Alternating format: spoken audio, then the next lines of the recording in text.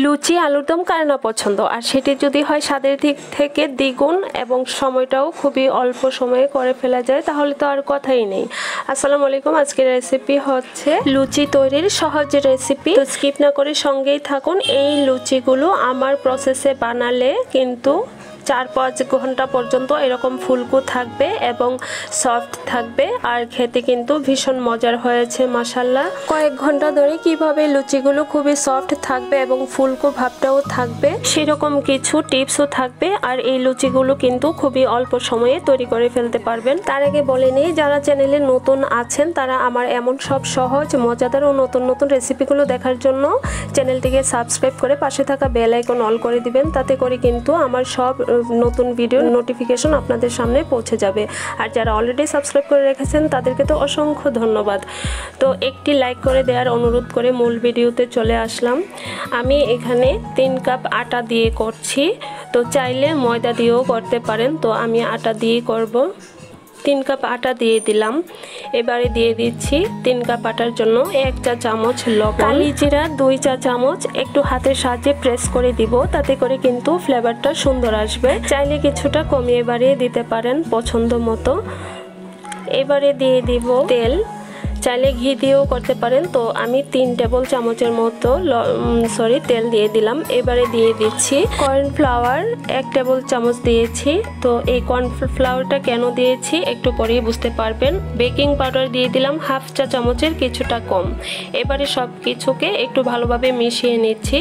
একটু এভাবে হাতের সাহায্যে প্রেস করে করে মেশাতে হবে। মেশানোটা যত ভালো হবে ডোটা কিন্তু ততটাই পারফেক্ট হবে। সবগুলো যখন মেশানো হয়ে গিয়েছে, এবারে একটু একটু পানি দিয়ে নর্মাল পানি দিয়ে দিলাম। নর্মাল পানি দিয়ে অল্প অল্প পানি দিয়ে একটা ব্যাটার সফট একটা ডো তৈরি করে নিচ্ছি। তো ডোটা দেখেই বুঝতে পারছেন যে কেমন হয়েছে। হার্ড করি নাই, আবার বেশি একটা নরম না, সফট একটা ডো তৈরি করে নিতে হবে। তো আমার ডোটা তৈরি হয়ে গিয়েছে, দেখতে পাচ্ছেন যে বলে আমি ডোটা করেছি সেটা ক্লিন হয়ে গিয়েছে, তার মানে ডোটা খুবই পারফেক্ট হয়েছে। এবারে 4টি ভাগে ভাগ করে নিচ্ছি। আপনাদের পছন্দ মতো আটা ময়দার উপকরণ দিয়ে করতে পারবেন, তবে প্রসেস কিন্তু একই।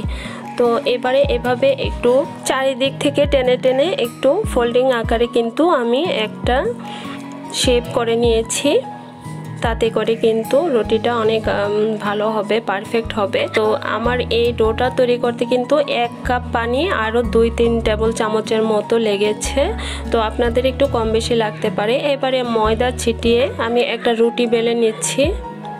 তো রুটিটা পাতলা যেরকম রুটি করি সেই রকম একটা রুটি করে নিয়েছি। কেন বড় সাইজ করেছি সেটাও বুঝতে পারবেন।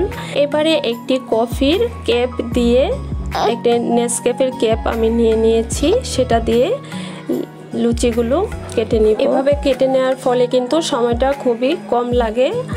যে কোনো কিছু দিয়ে এই শেপগুলো করে নিতে পারেন, এভাবে কেটে নিতে পারেন। তো দেখতে পাচ্ছেন খুবই একটু পাতলা করেই করেছি। এবারে প্যানে তেল দিয়ে দিলাম। যখন তেলটা মিডিয়াম গরম হয়েছে সেই পর্যায়ে প্রথম লুচিটা দিয়ে দিলাম। যখন এরকম একটু ফুলা ফুলা ভাব চলে এসেছে সেই পর্যায়ে উল্টে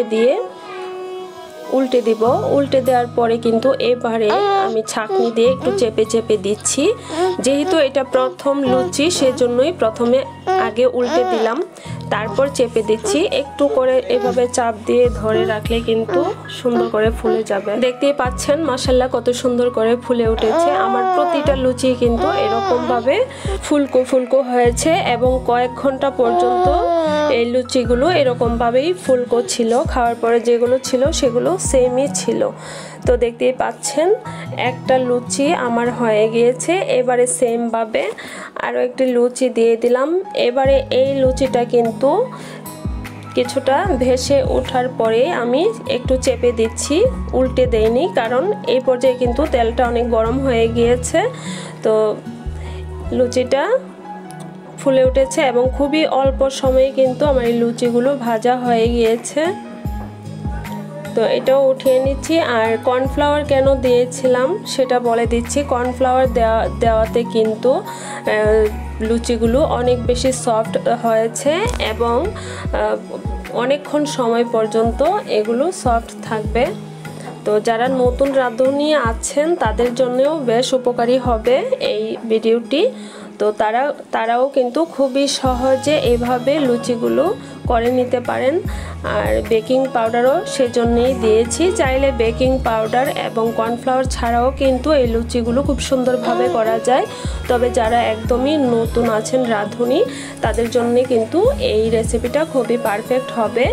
যে কেউ এইভাবে করে নিতে পারে, সবাই খুবই ইজিতে, পুরুষ হোক ও মহিলা হোক সবাই কিন্তু এভাবে লুচিগুলো খুবই সহজে করে নিতে পারেন। তো একে একে কিন্তু সবগুলো লুচি আমার ভাজা প্রায় শেষ।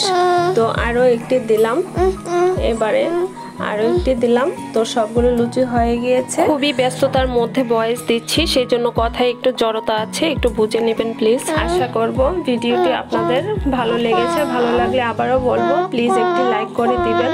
তো এবারে দেখিয়ে দিচ্ছি, কিছুটা শেয়ার করে দিচ্ছি। আমি যে আলুর দম রান্না করেছি, তো মশলা এখানে মাংস রান্না করার জন্য যে মশলাগুলো প্রয়োজন সব মশলা এখানে দিয়ে খুব ভালোভাবে কষিয়ে নিয়েছি।